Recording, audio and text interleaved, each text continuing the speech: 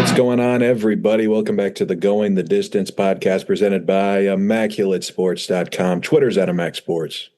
Instagram is also at ImacSports. TikTok, YouTube, Immaculate Sports. It's episode 270. A big week for us with NFL content because we haven't done a power rankings in like about a month. So whether it's by team or by quarterback, we're going to reevaluate everybody today. Yeah, it'll be a fun one. Power rankings, like Skyler said, and our top 10 quarterbacks, which we did about a year ago. And obviously has changed quite a bit in the span of a year. Guys like Drake May, even Matthew Stafford, definitely climbing up the list. So we'll see where we rank those guys. Before we get into that, we have the opener and the best thing that we saw this past week. Skyler, I'll let you go ahead and get us started here.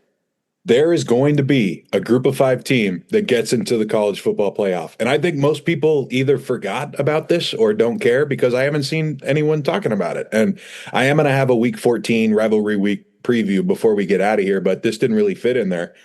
So I put it as the opener.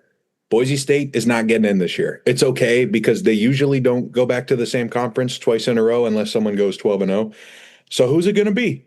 The official rankings have not come out for the week yet. They're waiting for a college basketball game to finish on ESPN, but we can kind of estimate what it's going to be based off the AP poll. So start off with the one team from the Sun Belt who has a chance, JMU. The Dukes are 10-1. Looks like they're easily going to win the conference. Their one loss is at Louisville. So it's a pretty good resume. They're the highest ranked group of 5 team right now. So they probably hold their own destiny. Now we got a complete mess in the American Conference. Start with 10-1 North Texas. Very exciting air raid team. Freshman quarterback Drew Metzemaker, one of the best stories all season long. But their head coach just took another job. He's going to Oklahoma State. So honestly, that is kind of a perfect fit for an air raid team with a young quarterback ready to come with them. But they still got a season to finish out. They're likely going to play 9-2 Tulane in the American Championship game. They got Jake Retzlaff from BYU. I originally had the Wave getting that 12 spot. And if North Texas wins, they probably go to the playoff. If Tulane wins, they might need some style points to jump James Madison. I think Navy is technically alive too if both of them lose. But right now, this is the big 3 to go potentially play at a place like Oregon or Notre Dame in the first round. That's pretty crazy. Always seems to be crazy during this time of the year, and will be even more crazy with games this week, and then, of course, conference championships the weekend after that. My opener is a bit of a change of pace. It's going to be a little bit of hockey because the Sharks are exciting again for the first time in what feels like 5 years. Currently a couple points outside of a playoff spot, but that's okay because they've been on a heater thanks to 19-year-old phenom Macklin Celebrini, who's currently second in the NHL in points and third in goals. Only 19 years old, doesn't turn 20 until next June, which is ridiculous. And he just absolutely changed the culture of the team and makes the Sharks one of the most fun teams to watch in the NHL right now from just what I've seen in like Instagram comments as well too. Not just from Sharks fans, but from pretty much all NHL fans. They're happy that somebody this young on the Sharks is doing this good, and definitely got me talking about hockey again and caring about it. So shout out to Macklin and all that he's doing right now, and hopefully he continues to be great, as I assume he will be. So yeah, this is the most hockey I've watched in years for sure. Yeah, hopefully he keeps on continuing like that. And playoff hockey's, I'd probably say playoff baseball, then playoff hockey. It would be how I'd rank like most fun to watch playoff sports. And then probably NFL and then basketball down at the bottom. But regardless, we'll move on from that and get into our defensive player and rookie of the week in the NFL. No more baseball awards, of course, with the season now ending. Maybe we get, move of the week as we get into the offseason. Who knows? But we'll start off with the player of the week in the NFL. And who do you choose here? I think JSN and Pickens deserve their flowers. They almost single-handedly saved the game for both of their teams. But this has kind of been a crazy year for running back stat lines, and Jahmyr Gibbs leads everybody this week. 15 carries for 200 rushing yards plus, 2 rushing touchdowns, but also 11 receptions and a third touchdown to beat the Giants and what could have been a disastrous situation for Detroit. So I'm giving this one to Jahmyr Gibbs. Yeah, I changed the way I do my players of the week recently. I used to just go strictly based off of stats and who had the best game. But then it's like the NFL, you realize, at least I watch, I'd say 95% of games. I think the only game I didn't watch start to finish this week was the Jets Ravens game. Well, I Because got I you didn't on have that. enough screen. I didn't have enough screens. So just from the games I watched, I'm like, who had the most impact? Who was the biggest reason why their team won or got close to winning? I thought about putting George Pickens here. Definitely thought about putting Matthew Stafford here, but I did go with Jahmyr Gibbs as well too. 15 for 219 on the ground is nuts. The long 69, 2 touchdowns on the ground, and then 11 catches for 45 yards and a touchdown as well too. Didn't feel like he had 11 catches in that game. I felt like, but still, I think he had the highest fantasy output of anybody this year as well too, over 60 points, which is ridiculous. So Jahmyr Gibbs, happy we get to see him on Thursday morning. That'll be a fun one. Yeah. But definitely the biggest reason why the Lions did not get upset by the Giants this past weekend. What about defensive player of the week? It was another great week for the ball hawking safeties all across the league. This is when, especially last night's game, you see when quarterbacks just do not see that safety at all. But I feel like there is a clear 1A defensive player who just dominates every single week, and that's Myles Garrett. 3 more sacks this week against the Raiders. He also knocks the ball loose twice. He's got 18 already. That's ridiculous. That's his career high. Plenty of time left to hit 20, which used to be a very rare number. Only the elite of the elite reach. And I think Myles Garrett is going to put himself there. Definitely one of a kind. Yeah, I'd say Myles Garrett's a pretty easy choice for Defensive Player of the Year at this point. And he is my choice for Defensive Player of the Week as well, too. Obviously, saw this game up close going against the Raiders. Maybe you give a co-Defensive Player of the Week to Chip Kelly for some of the plays that he drew up in this one. To play 3rd and 15. I don't remember if it turned into a Garrett sack. But 3rd and 15, Raiders max protect and just send both receivers out on the end. Streak and no break. They don't do anything. And Geno goes down within like 3 or 4 seconds, even with the max protection and them only blitzing like 4 people. But regardless, Myles Garrett was nuts. Whether Chip Kelly's calling plays or not. 3 sacks, 4 TFLs. Like you said, got his hand on the ball a ton. 6 QB hits in this game. He has 13 sacks over his last 4 games. Which, if you just count those specific games, he'd be tied for number 1 with Brian Burns right now for sacks in the NFL. Definitely has a chance to get to that 23 mark that we've talked about in the past. And he's one of the kind on defense. It's they were having him do these plays where he lines up in front of the center, but he starts off at like the middle linebacker spot and then kind of just like sways his way in and just like runs over the center. And it was pretty nuts. Like you knew it was going to happen and there's nothing you can do about it. He's the best defense player in football right now, even with, guys like TJ Watt, who obviously, forced a touchdown for his team this past week as well too. What about Rookie of the Week? A lot of choices here.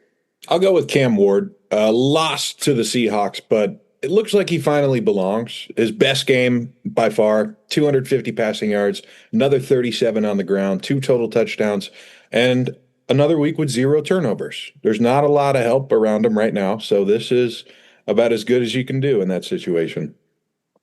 Yeah, Cam Ward did look good. He had a couple of throws in that game that you're just like, oh, wow. Like, this guy actually has a chance to do something if he isn't throwing to Xavier Restrepo and Chimere DK and like all these guys that you're like, oh shit, they're still in the league. I did go Shadur Sanders for Rookie of the Week in his first NFL start. I thought he performed well. The passing line isn't crazy. 11 for 20, 209, touchdown and an interception. But he had 3 plays in this game that he just was able to air it out downfield and made great throws. One of them resulted in a fumble because Jerry Jeudy did not have any wherewithal on the play at all and just got stripped by Jeremy Chin. Deep throw to Isaiah Bond was really good. Had a couple good throws to Harold Fannin. Obviously, the swing pass to Dylan Sampson that he took the long ways into the touchdown for his first career touchdown. But I thought Shador looked good. He's the first quarterback in a long time for the Browns to win their first career start. And that's saying something, even if it is against the Raiders team. I think he performed well. And for somebody who's obviously had a ton of expectations going into his first career start, I thought he was adequately solid. So, Tudor Sanders, Rookie of the Week. All right.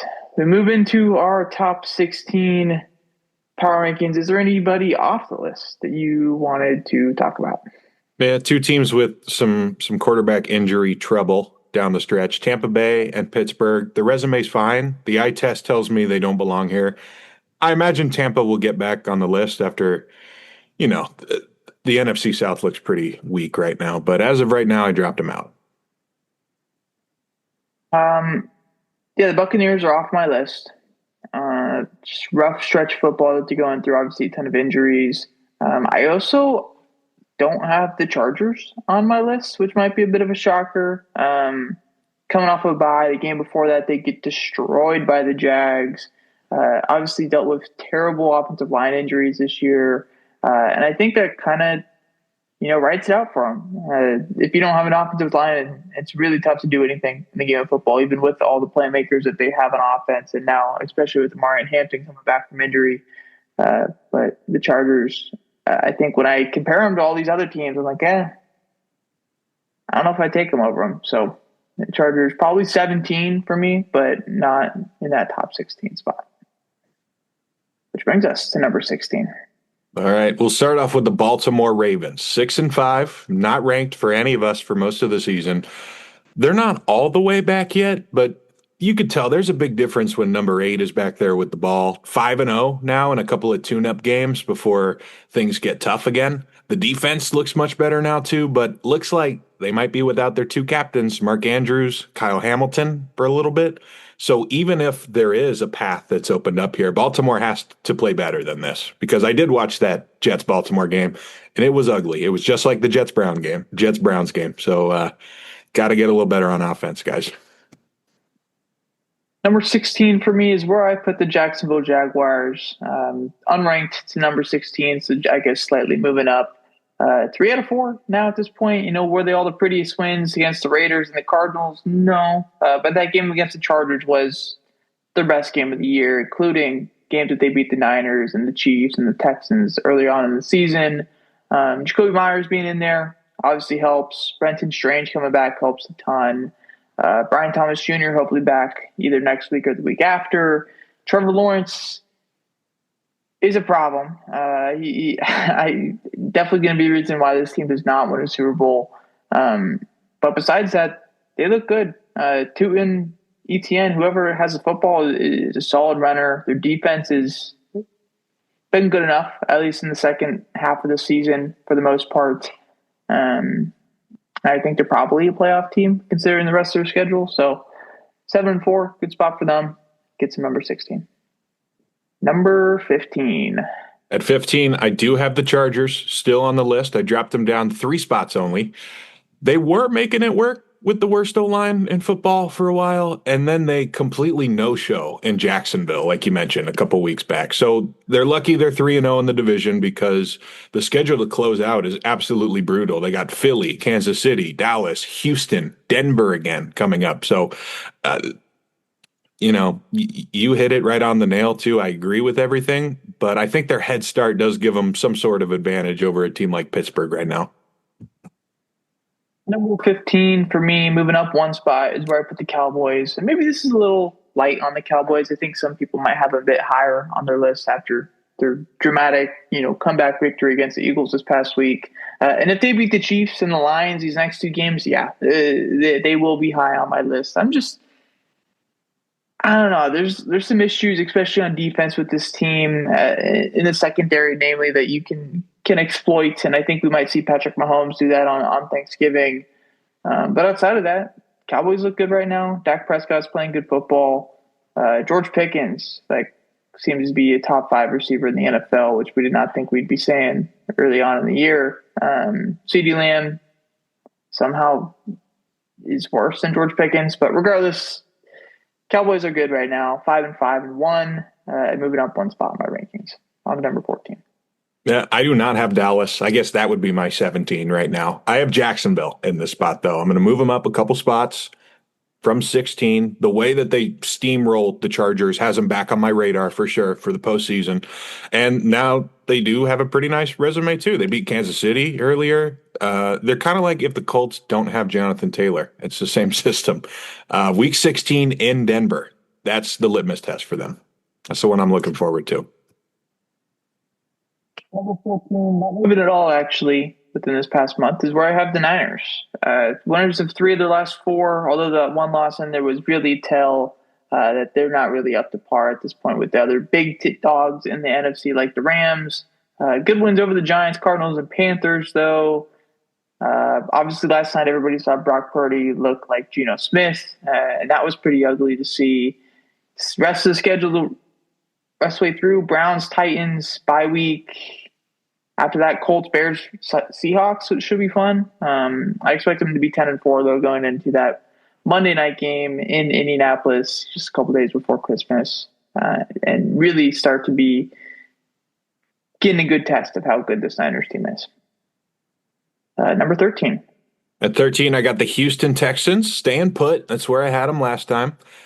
They might have a better resume than Jacksonville now that they split the series. And the Texans have gotten some pretty nice wins with Davis Mills, too. Very scary defense. Still more games against Indy. Both games, actually, against Indy to go. So maybe that will tell us a little more about Houston. But as of right now, I'm okay with what they're doing. Pretty big to win with the backup, right? I feel like your backup makes all of the money he's paid if he just wins one of those games, and he won 3. Number 13 for me is where I slot the Chicago Bears. They were unranked the last time that we did this. Since then, winners of 4 in a row versus the Bengals, Giants, Vikings, and Steelers. They do have a very 2024 Vikings feel to them right now, where it's just like every single one possession game is going their way, whether it's a blocked field goal, whether it's a missed field goal by the other team, or going against a backup quarterback, whatever it is, it seems to be going their way right now. But at the end of the day, you can't fault them for that either. They're 8-3. They're in a good spot. Ton of tough games coming up. Eagles, Packers, Browns after that is whatever. But after that, Packers, Niners, Lions end the season. We're going to know how good the Bears actually are by the end of the year. So just hold on for now. But as of right now, they're in the playoff spot, and Bears fans are stoked. So congrats, 13. Alex. Yeah. Number 12. Number 12 is where I got San Francisco, 8-4. They're moving up 2 spots for me. Brock Purdy comes back and looks really good against Arizona, but they were a little off again last night. And, the defense helped them win a lot against Carolina. But this is going to be my lowest ranked 8-win team, just like you, because I think this is probably the least sustainable operation in the NFL right now. McCaffrey gets it 50 times a game, and they keep getting bailed out by the backups on defense, which is indicative of their great coaching staff, of course, but not something that's going to work against the elite teams.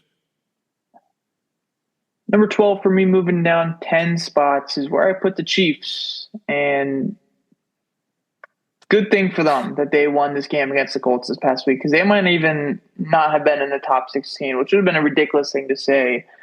Before that game against the Colts, lost against the Broncos, bye week in there as well too, I believe, and lost to the Bills as well too. Man, this Chiefs schedule is still very possible not make the playoffs. And I didn't think we'd be even saying this a couple of weeks ago. Cowboys in there, of course, on Thursday. After that, they have the Texans, which we just saw beat the Bills and make Josh Allen look like rookie year Josh Allen. The Chargers are still in there. Another Broncos game as well, too, on Christmas, which will be a fun one. So there's 4 more potentially losable games on their schedule. And if they lose 2, with how competitive this AFC is right now, especially the AFC West, with the other teams not named the Raiders, there's a chance Kansas City doesn't make it. But there's also a chance they win out and we're like, okay, they have the 1 seed again or some shit like that. Just waiting for Mahomes to do Mahomes things, really, at this point. Number 11. Yeah, at number 11, I got Kansas City, 6-5, and I did have to drop them down 7 spots, of course. But I still don't really feel like they were too high either. They just might have one of the toughest schedules in the league. Two tough losses against Buffalo and Denver, but then they come back and they beat Indy down 2 scores in the fourth. So at least we know Kansas City's defense is still dialed in, and there's always a chance. But I did have to drop them 7 spots because this is not the same thing we're used to from Kansas City. They got 5 losses already. Another big dropper for me, number 11, is where I put the Buffalo Bills, down 6 spots. And signing Brandon Cooks is not going to save them. I think we saw a very telling performance this past Thursday against the Texans where they lost to Davis Mills. And it shows that the defense, truly is not going to be championship caliber. And the offense, when they're going up against a great defense like the Texans, and they still have games against the Patriots, Browns, and Eagles on the rest of their schedule, like, it's going to be tough. They don't have really anybody that Josh Allen can go to right now as a number one wide receiver, whether it's tight end or a wide receiver, and feel confident in. Like, it's James Cook and it's Josh Allen, and that's it for the Buffalo Bills on offense, and that's a scary sight. So Buffalo's really limited, I think, as their ceiling, and probably the lowest ceiling we've seen from a Buffalo team in the last 4 or 5 years, to be honest with them. Number 10. At number 10, I got Buffalo. So we're right on the same track with a lot of these teams. Once again, I'm only dropping them 1 spot, though. They score a ton of points, but they're basically 500 since the beginning of the season. And I think there's 2 possible scenarios for the Bills right now, despite looking so mediocre down the stretch, because there are some tough teams to finish off the schedule. I think they're either going to have like a iron sharpens iron situation and get back on track.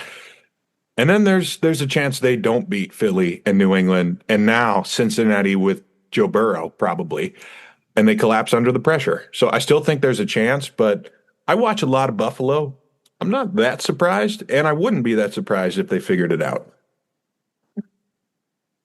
Another big dropper for me at number 10, continuing the theme, is where I put the Detroit Lions, down 6 spots. And it feels like every big test that this Lions team has had this year, whether it's the Packers or the Chiefs or the Eagles, they've failed. And that's not something that we've seen from the Lions these past few years. Usually it's like, Monday night on the road and some tough place to play, and they just come out and ball out, like the game against the Niners last year, very late in the season. You're like, oh, like, the Lions are legit. Like, they have a chance to actually go win the Super Bowl. And I don't think we really have that feeling right now. Every single road test that they've had, they've lost. And, the rest of the schedule for them, I don't think they have a ton of road tests. I think it's really just the Rams.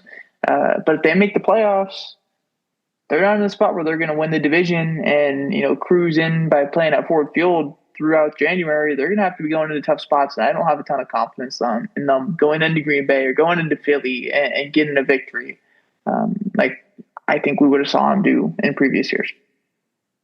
Number 9. At number 9, I got the Chicago Bears jumping inside the top 10 after being unranked. And basically, the Bears have gone 8-1 since they started using Kyle Monangai. So maybe he should be in the MVP conversation.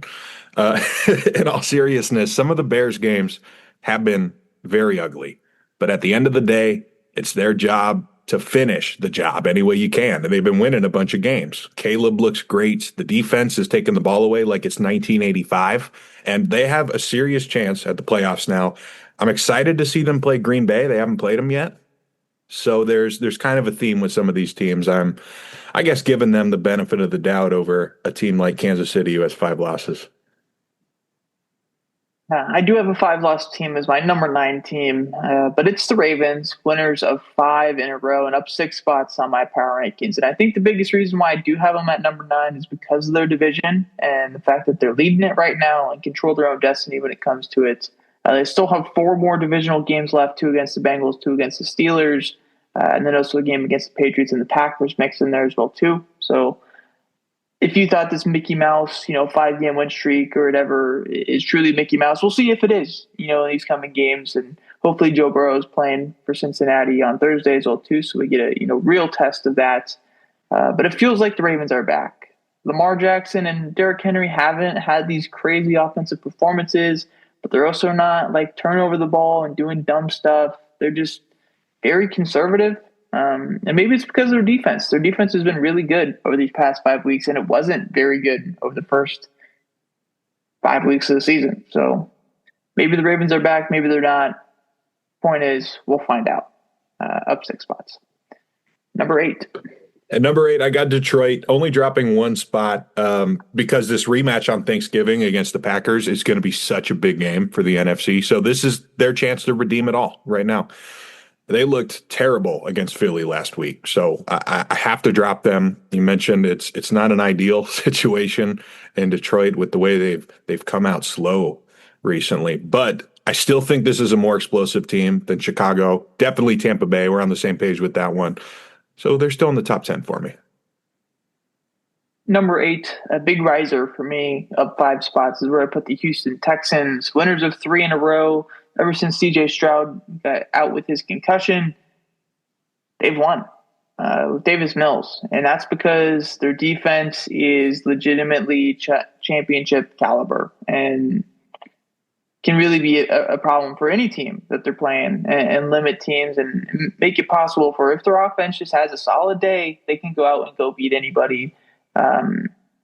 Obviously, 2 games left against the Colts are the big ones here. If they win both those games, you're in a great spot for the division. If you lose both, you're probably not making the playoffs. But if CJ Stroud's back on Sunday and we get to see, fully healthy Colts team versus a fully healthy Texans team, those teams I think are legitimately better than what most people have them as. And I think could be, 2 of the best teams in the AFC going at it. So we'll see. But the defense is fun. Wherever it is, all 3 levels, like they're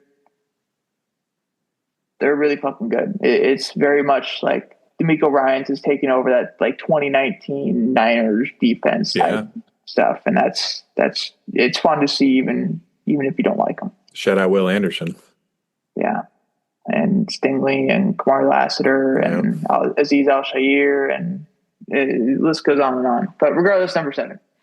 Yeah, at number 7, I got the Green Bay Packers down 4 spots from 3. We talked about them a little bit last week about how they may not be considered a Super Bowl favorite anymore. So many injuries, but this is still a very nasty defense. I had them missing the playoffs because of what's coming up, though, not what has happened. They're going to Detroit. They still got 2 games against Chicago, and they're going to Denver. So this is another team that also holds their own destiny. The math adds up for the Bears and Detroit right now, but Green Bay definitely has time to get back ahead in the division. Number 7 for me is where I put the Detroit Lions. Not the Detroit Lions, I already had them. The Denver Broncos, another D team.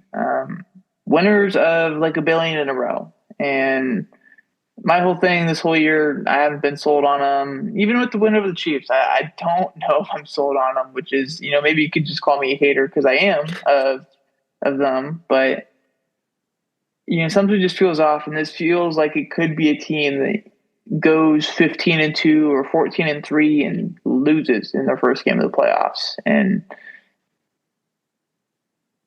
it's weird because we see more teams like this in the NBA, I feel like, where it's like they have a really good regular season record, get to the playoffs, and everybody knows they're going to lose. It doesn't really happen too often in the NFL. Usually, if you're the 1 or 2 seed, you are legit. You're going to, go to the conference championship, whatever. But I'm not sold on the Broncos yet, even with their great defense. Now that J.K. Dobbins is out for the year as well, too, I'm really curious to see how that run game holds up against some of these better teams as well, too. But we'll see. Maybe I'm wrong. Maybe I eat my words, but I hope I don't because I don't like the Broncos. Number 6. At 6, I got Seattle. They're moving up 5 spots from last time, and this team proves once again that they're going to live and die with Sam Darnold. I am well-versed in the Darnold experience, which is basically some nights he looks like an all-time great, and right when you think he's got it figured out, he throws 4 picks in a big game. So luckily for Seattle, this time around, they have an excellent defense again. JSN catches everything. I think they're going to be okay. Number six for me, moving up one spot, is where I put the Green Bay Packers, winners of two in a row after their ugly losses against the Panthers and it's a weird game against the Eagles on Monday night. Going into a fun Thanksgiving matchup against the Lions, and then the game against the Bears, and then the Broncos, and then the Bears, and then the Ravens before playing 9 to end the season, which is a fun one there for them. But I think the Packers are one of those teams that you really expect to be good going into the season, and maybe even in the first couple of games that go shit. Like the Packers are Super Bowl contenders, and then they just have a whole bunch of head scratching losses or ties in there that just don't really make sense. Um, Maybe that comes down to Jordan Love not being as good as what we thought he would be this year, or them not having a true number one wide receiver, but also, Tucker Kraft now being out for the rest of the season as well too obviously hurts since we haven't done rankings in that long. Yeah. But I'm not sold on the Packers. I do have them ranked obviously the highest in their division in comparison to the other teams, but I don't think they're up there with the teams in the West or even the Eagles as well too. Number 5. At 5, I have number 1 crashing down, Indianapolis. They lose in Pittsburgh and in Kansas City, which isn't the worst thing in the world, but they can't be number 1 anymore. So they're going down 4 spots. Up 20-9 against Kansas City last week, and they blow it. That one's going to come back to haunt them, I think. That along with Daniel Jones being a little concerning out there.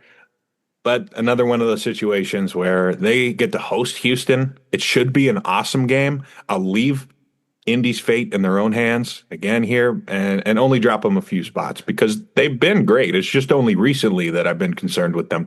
But there's still something wrong with the offense. And it might not be Daniel Jones, but that's what the numbers say so far. Yeah. And that's what the vibes say as well, too. I have the Colts in the same spot here at number 5, moving down 4 spots from that number 1. If they beat the Chiefs in Kansas City, hold that 20-9 victory, Jonathan Taylor runs like we all expect them to, they're still on number 1. Even with that Steelers loss, it's like if you go into Kansas City, take down Mahomes, you're like, okay, this is possibly the passing of this stuff. But now we go back to being on edge about Daniel Jones. Is he the guy that can lead a drive when you're down 4 points with a minute 17 to go and a couple timeouts? I don't trust it. And I do think they have great weapons. I do think they're set up really well majority of the time if they're winning the game to just lean on Jonathan Taylor in the run game and go for it on 4th down and do all those things. But as of right now, the trust in them has gone down a lot, and the rest of the schedule is something because they have the Texans twice, they have the Jags twice, they have the Seahawks, they have the Niners, and that's it. Like every game is a test now at this point, and every game is big for them the rest of the way through. Number 4. The Philadelphia Eagles, -2 because of that tough loss in Dallas. It's going to shake up the playoff seeding, but I don't think it really changed my opinion of them. You just can't have 2 fumbles at the worst possible time like that. And if Saquon is still looking pedestrian when we head into the playoffs, there might be a problem here. But I've chalked this up to defenses just selling out on the run because Philly can be very stubborn with their game plan. They're still a dangerous team, but probably the most stubborn team in the NFL too when it comes to pushing or brotherly shoving or running Saquon into the ground. So only dropping them 2 spots. Number 4, moving up 5 spots, is where I put the New England Patriots. And I think the biggest thing for them over this win streak is even in the games that they don't look the greatest, they're still finding a way to win. For other teams like the Packers or Detroit or Baltimore or not Baltimore, Buffalo, Kansas City, like they're losing the game that they don't look good in. New England's still finding a way to win those games. A couple of games that they didn't look their best against the Jets and the Bengals, I'd say, still find a way to pretty comfortably win both of those games. I know it was 1 score against the Bengals, but it never really felt like they were going to lose that one. Haven't had their bye yet, so I guess that kind of helps there as well too. Rest of the season is pretty light. Bills and Ravens in there, but outside of that, the Jets, Giants, and Dolphins should all 3 be wins there. They should cruise into the number 1 spot, I'd imagine. So New England's number 4, and we'll talk about Drake May a bit more in a bit. Yeah. Number 3.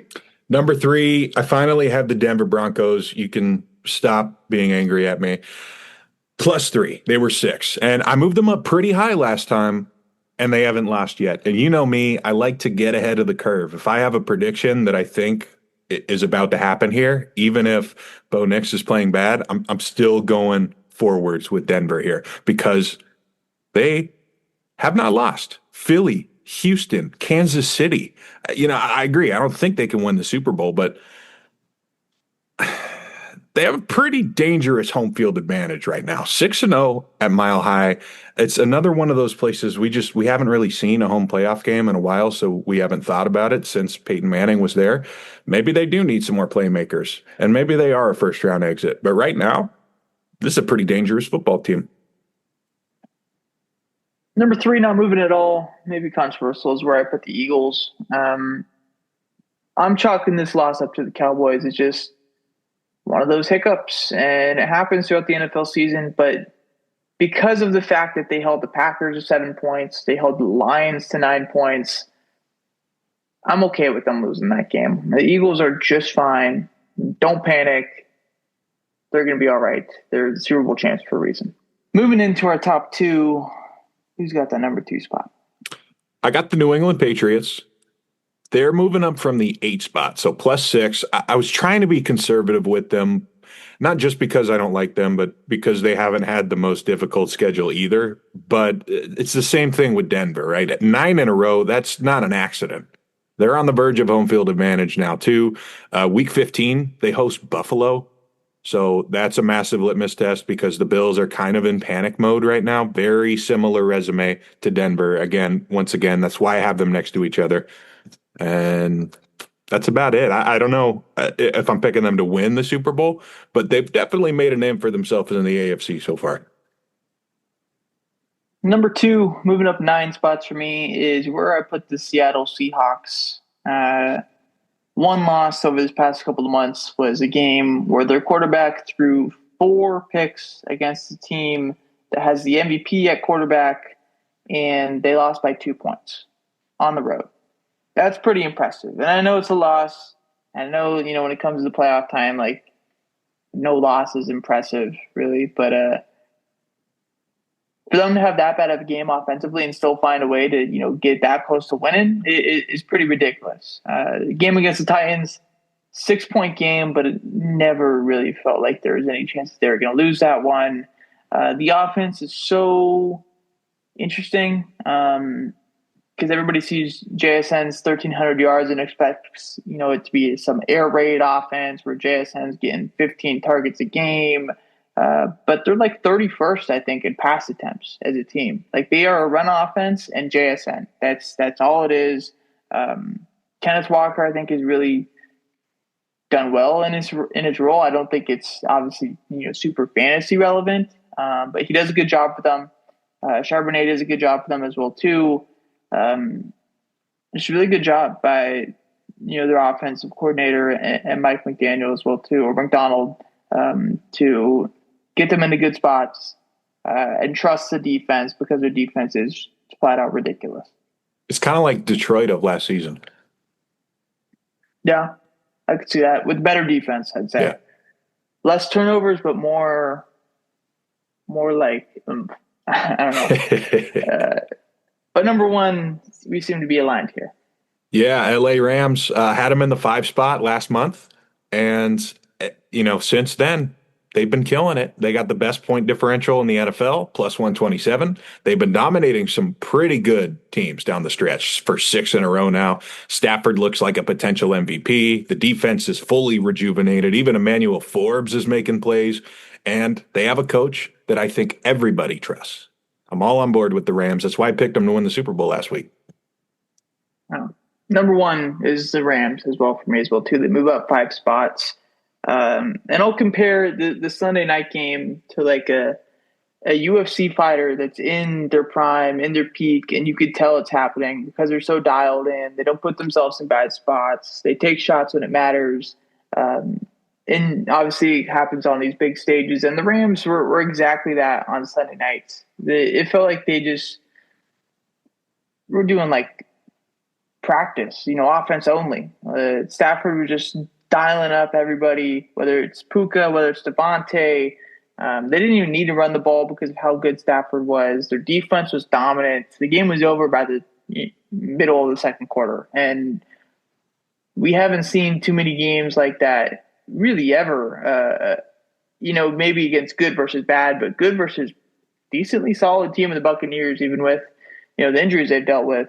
It's just no contest. And the Rams have beat the shit out of some good teams this year. And they are the best team in the NFL through 12 weeks. It's pretty evident. So Rams are number one. On to another fun list that we're doing. Our top 10 QBs as of right now. I probably should have went back and looked at my list. It was last year. But if we're going into – at least this is how I did it. If we're going into a must-win game on Sunday, the list of quarterbacks is who I'm choosing. Basically me too, yeah. Yeah. So any honorable mentions before we get into the top 10? Of course. I tried not to list 25 guys, so I didn't.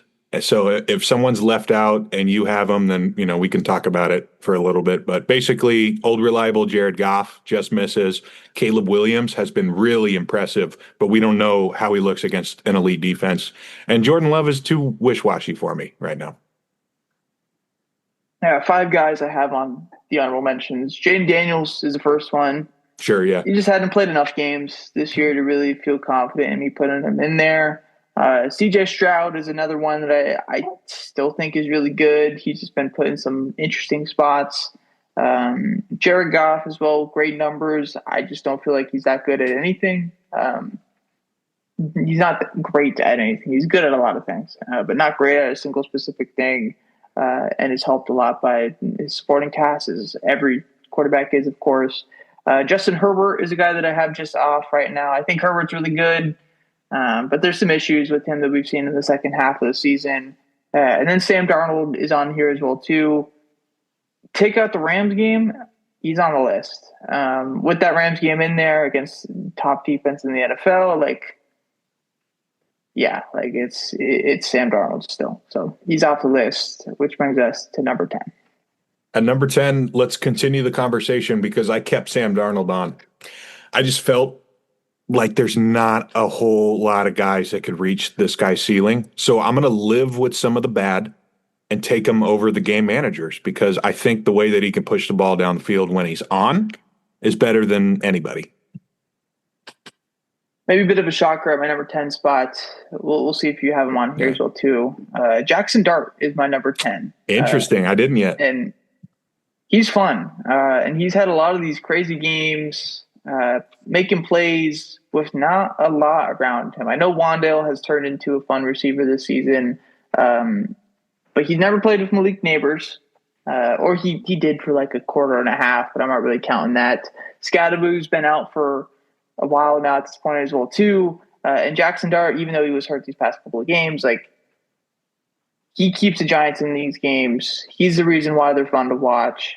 And I think if you put him with the supporting cast that, say, Patrick Mahomes has, or Baker Mayfield, or Dak Prescott, they're winning some damn good football games. He hasn't had those crazy rookie mistakes either as well, too, which is a big part of putting a rookie on this list. If his QBs for the next 10 years where I choose, Jackson Dart's definitely on our list for sure. But I think he's on my list for this chart as well, too. We'll say they got some insane confidence in that building for a 2-win team. Yeah, and no head coach. Yeah. Number 9. All right, number 9, I'm going Baker Mayfield. When he's healthy, it's award-winning stuff. He's still got 18 touchdowns to 5 picks while missing most of his playmakers. But I guess technically if I'm taking him right now, I'm taking him with a sprained shoulder. So maybe that's the reason I have him 9 instead of 5. But the way that he's been able to create as a guy who wasn't really supposed to, I guess, when he was in Cleveland, it's incredible. I consider him a top 10 quarterback still. Number 9, J.J. McCarthy. No. 9. Just in the spirit of 9. But I do have his divisional foe, same year, player, Caleb Williams. And he is phenomenal. 16 touchdowns, 4 picks. Obviously now has Ben Johnson and some pretty good playmakers around him, so I will have to credit that. But I feel like last year when we saw Caleb Williams, like we knew when he got into the NFL that he was going to have those crazy playmaker moments, and whether that turns into a pick, an incompletion, a touchdown, whatever it is, we knew that he was going to try to make plays. And I think last year, even though there wasn't a lot of picks, there's a lot of like, Caleb, like, what are you doing, dude? Like, you're going to lose the game if you keep on doing this stuff. This year, he's making those same plays, but then it comes with a dot or running with his legs to pick up a first down. And that's something that we don't see that quickly in a second-year quarterback. And, maybe that's why people have been so high on him for so long. He was an auto first overall pick to the Bears last year. He's made the jump. He is an elite quarterback in my eyes, and he's going to be very good for a long time. Caleb Williams, number 9. Number 8.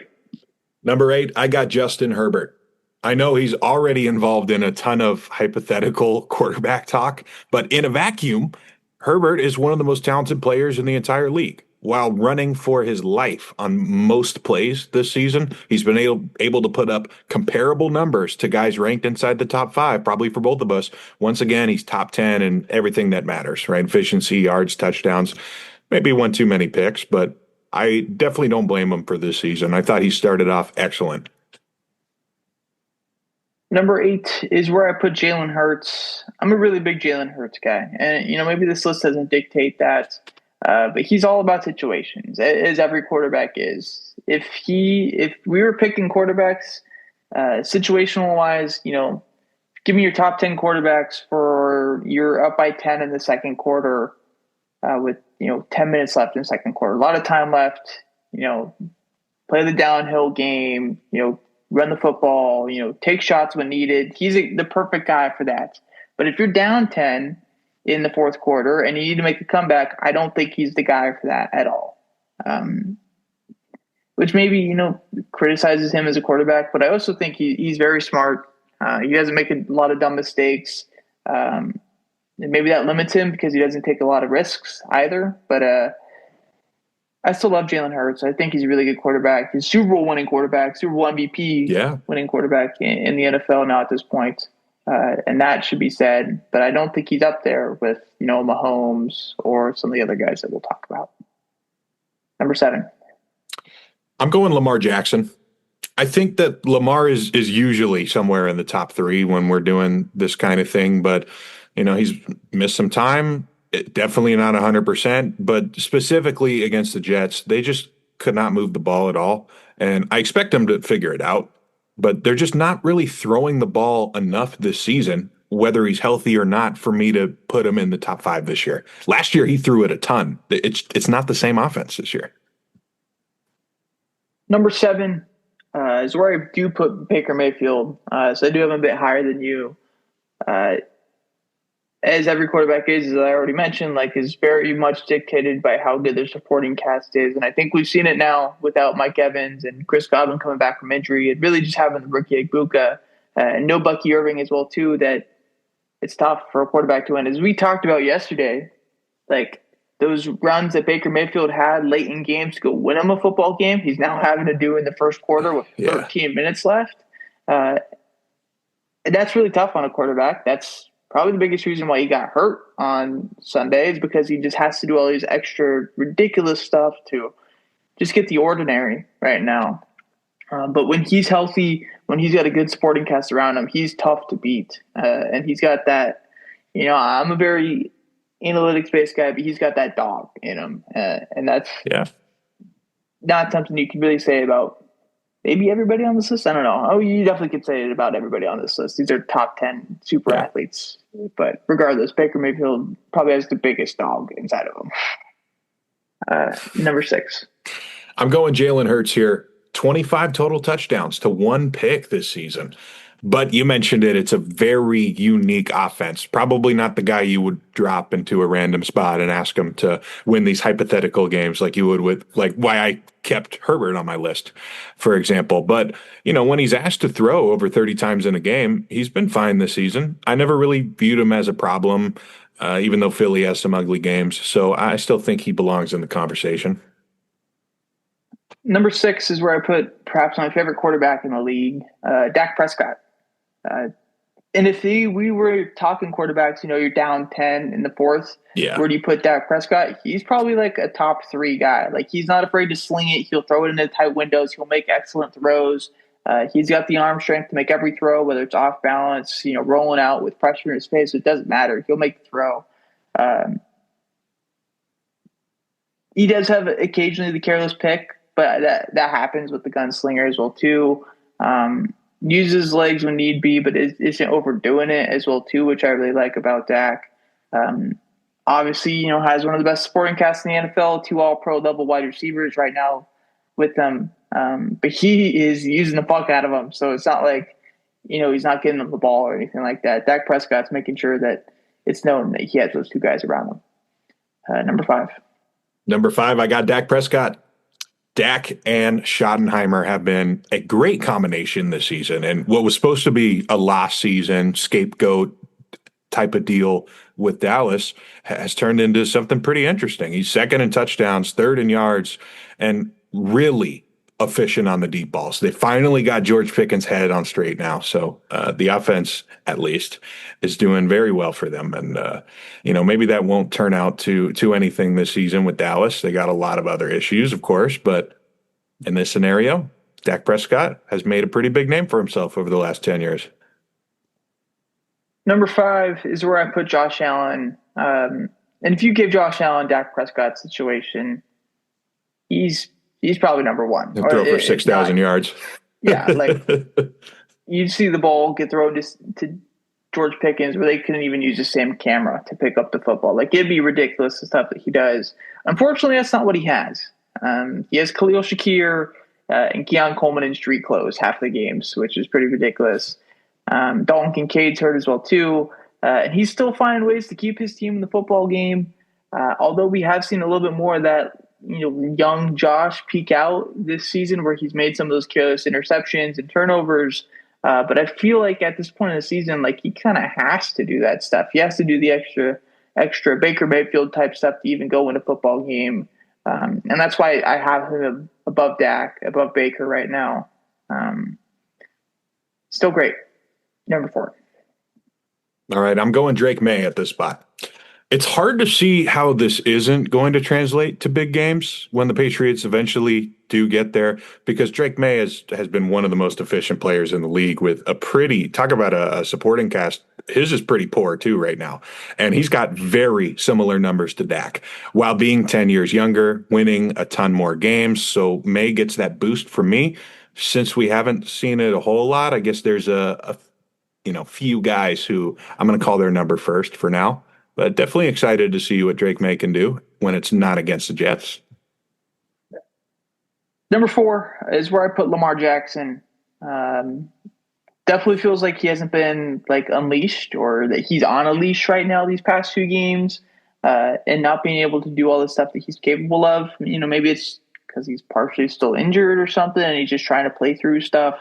But I trust Lamar Jackson to be as good as any quarterback in the NFL, because he has been his entire career. He's capable of things that really nobody else is capable in the NFL. And we saw that in the early part of the season before he got hurt. Like, even in the games that they were losing, he'd put up just these ridiculous stat lines. And I think now at this point as well too, he's creeped up onto that list if you're down 10 in the fourth quarter, like a guy that you could still trust to get you back in the football game. When earlier in his career, he wasn't quite like that. Now I think he's capable of anything. He could be a guy that throws it 40 times a game. He could be a guy that runs it 25 times a game. It just doesn't help that his coach doesn't let him do this stuff right now. Number 3. At number 3, I got Josh Allen, still in the big 3. He's been very wild this season. I think that's the best way to describe him, like Aroldis Chapman on the Cubs or something. Pretty good analogy, right? Yeah, I think one of the Yankees would be my. No, that's for sure. Yeah. That was when he was his wildest, probably outside of the field too. But anyways, this is something people in the AFC East have seen for a while. Now everybody's seeing it, but I still think he's an absolute monster. 18 passing touchdowns and 10 rushing touchdowns. If you can score 40 points basically all by yourself, you can beat anybody. They just haven't really done a good job closing out games this year. It's not all on Josh Allen. I still have him in the top three. Top three for me starts off with Drake May. 12 games, 21 touchdowns, only 6 picks, over 3,000 yards. Hasn't had his bye yet. So I think even Drake May said, it's part of the reason why he has such good statistics right now is because they haven't had his bye and everybody else has. But he's really damn good. And we've talked about it before. Like his stuff and the throw that he makes very much reminds me of Matthew Stafford, where it's these off platforms, still gets into a ready to go spot and fires it to these guys. To most of them, if you're casual, haven't heard of before, besides Stephon Diggs. Like his supporting cast isn't good. The run game, like sure, Trevion Henderson has been exciting, but it's still not some crazy good run game that they're getting like 8 yards per carry. The offensive line isn't great. He's gotten sacked a ton, and he's making the best out of a pretty rough situation. And the Patriots are the best team in football record-wise. But he has lost to the Raiders, and that is something that I should point out. But Drake May, MVP type season. Don't think he gets the award, but still great. Number 2. This time for this season, Patrick Mahomes is not number 1. I have him at number 2. It's not the cleanest stat line for him this season. 7 interceptions already, but he does continue to prove why he's the best every fourth quarter. And when we're talking about that late game situation, Patrick Mahomes rarely makes mistakes, and he did it again against Indianapolis. They force overtime. That's going to be a massive win for them if they do end up getting a good playoff spot. So I still believe in Patrick Mahomes. I don't know if I'm, in the situation where I'm afraid to diss him because he's going to burn me or something, but I don't know. I'm just not ready to count him out yet. Mahomes is also my number 2 guy. And this past game against the Colts, I think really helps that. I don't know if they lose. I think I still have him at number 2 because I don't know if I could justify putting Drake May ahead of him quite yet. But this game against the Colts, especially that last drive where they go, or last drive in regulation where they go like 96 yards to score a touchdown or kick a field goal, whatever it was to get that game to overtime. Like it was one of those drives where it feels like, the Chiefs are going to lose. This could actually happen. And it's like, then Mahomes finds Rashee Rice on an across-the-body throw for 35 yards. A couple of times. Completely off-schedule throws that just happen. He's nuts, man. Like, he makes the impossible look possible and is the king of just his crazy stuff. But he doesn't have 30 interceptions or 30 touchdowns and 2 interceptions. And that's why he's not number 1. And that's why Mr. Matthew Stafford is number 1 for both of us. Yeah. It's weird to say because when you go back and look at like preseason notes that we had taken, most of the notes on the Rams were, are Stafford and Puka even going to play this season? They're so banged up. And I mean, look what happened, man. They're the most explosive offense in the league right now. 30 touchdowns, only 2 picks, looking like a potential MVP. Unbelievable. I mean, this trade is going to be talked about for forever, probably. And I don't know, just the way that Matt Stafford came back after last season and is even better. I think only Tom Brady has been able to pull this kind of thing off. So that's why he's my number 1. Yeah. I definitely remember saying on the podcast, one of these episodes in the preseason, where it was like, it feels like Matt Stafford's just not going to play this year. Like, it's one of those things that they just keep behind the curtains, and then comes to week 1, put him on the pup, can't play the rest of the year. And it felt like it was going to go that way with how, shady they were behind it. And maybe it comes out after the season, Matthew Stafford was playing with a torn labrum or a torn rotator cuff the entire season. He's done it before.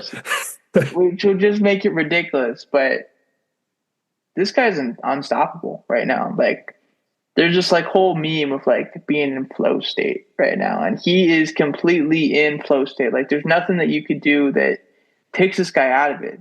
We're seeing this guy roll out, throw on the run, like he's 25, like he's Drake May. Like, he's not. He's 37 or however old, and he's making these ridiculous throws. He's got that connection with Devontae that feels like he's back with Aaron Rodgers. Him and Puka are on like another level. One of the things I always like doing is looking at wide receiver quarterback connections by how many targets to catches they have. And Sure. while it's taken some time for him and Devontae, I think he's got like 50% catches to his targets or something like that. Like him and Puka are just locked. Like whenever he goes to him, it's completion, it's a first down. And he's nuts. He's really put up 270 and 3 touchdowns in a half against the Bucs, and just turned it off in the second half because they didn't need him to. So Stafford's the MVP right now, and he's got a large cushion on it as well too, where he can have a bad game or two and still be the number one guy because he's got 7 more touchdowns than any other player in the league. Oh yeah, it's nuts. All right, second half, let's go. All right, so college football week 14, rivalry week. It's always one of the most exciting weeks of college football. Ton of playoff spots on the line. And I will say, before I begin my game previews, they just announced the new rankings. Tulane at Texas Tech would be that 5-12 right now that I'm talking about. So they have Tulane already ranked ahead of everybody. So interesting. But we'll kick it off Friday. This time, thanks to Thanksgiving, we'll get some Friday games, 2 double rank games to 12:30 Georgia Tech. This one's called Clean Old Fashioned Hate. Georgia is a massive favorite now that Georgia Tech has basically been knocked out with a loss to Pitt last week. We've seen this matchup get wild in the past, but being at a neutral site, the Falcons Dome, Mercedes-Benz, instead of at Georgia Tech is going to be pretty helpful for Georgia, you would imagine. 4:30 on that Friday too. 11-0 Texas A&M goes to 8-3 Texas. The Aggies, 1.5 favorites, but the Texas money line is even. And honestly, dude, I think I'm going with the Longhorns in this one. Arch has played great in the second half after getting just berated by the media for months. And Texas A&M, they have some games this year that are just a little too close for comfort. 1-point win over Lenore Sellers in South Carolina, 3-point win over the 2-10 Razorbacks. I don't know. At some point, they got to lose. Now to Saturday, 9 a.m., it's the big game. It's number 1 Ohio State's going to 15 Michigan. I would imagine that this is the year they finally get Michigan back. They have the best defense in the nation. They're facing a true freshman quarterback, Bryce Underwood. Ohio State, 10-point favorite. Seems right. Sorry, Alex, again. This one's not on purpose, though. It's just going to happen. But 12:30 now. 2 lower tier rivalry games, but a ton of future NFL players. Start off 10-1 Oregon.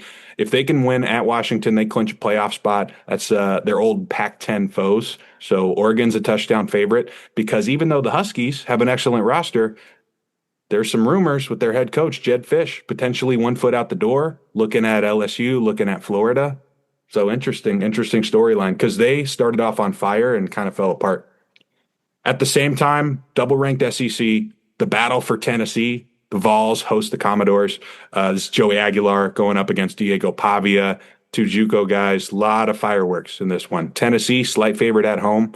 And if there's any SEC BS going on, it would probably come from the winner of this game. If, like, Alabama loses, they'd be like, oh, shit, now we got to sneak Vanderbilt in there. What can we do here? So, just, extra motivation to tune into the game. And there are 2 night games back-to-back to watch out for, too. Iron Bowl, 4:30, always a great game. And your Stanford Cardinal try to knock out Notre Dame at 7:30 after, which has surprisingly been a very close matchup over the last 15 years or so. But Notre Dame's favored by like 34 points. So we'll see. Yeah, the Heisman's coming to Palo Alto. That'll be something. All right.